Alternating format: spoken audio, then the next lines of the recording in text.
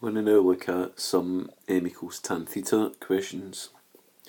So the gradient of a straight line is equal to tan theta, where theta is an angle made with the positive direction of the x-axis.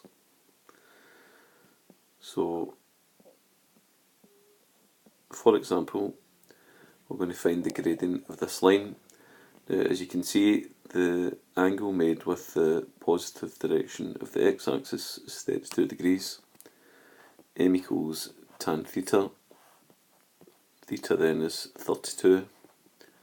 So that's tan 32. Put that into the calculator, and that will give me 0.62 to 2 decimal places.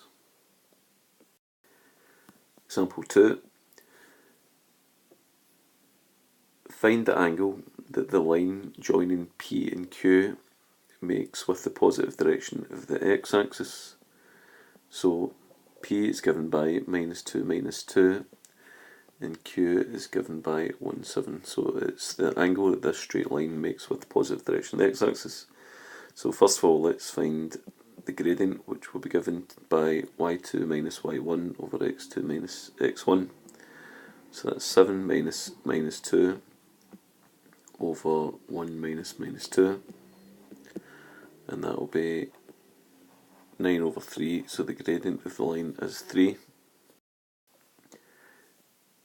M equals tan theta, and we've seen there that the gradient is 3, so theta is equal to tan inverse 3 into the calculator, and to 2 decimal places that will give me 71.57 degrees.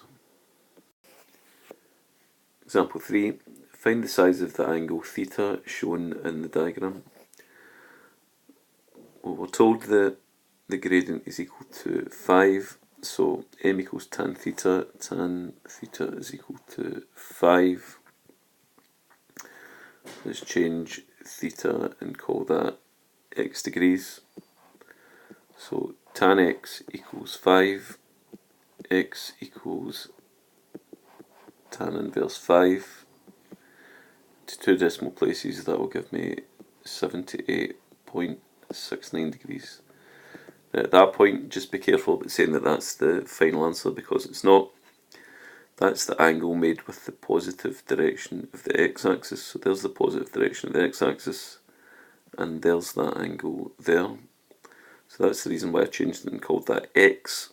So that angle there is the angle made with the positive direction of the x-axis. The shaded angle is therefore 78.69 degrees.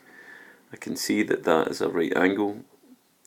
So if this part here is 78.69, then to get theta, I would need to take the 78.69 away from 90 degrees.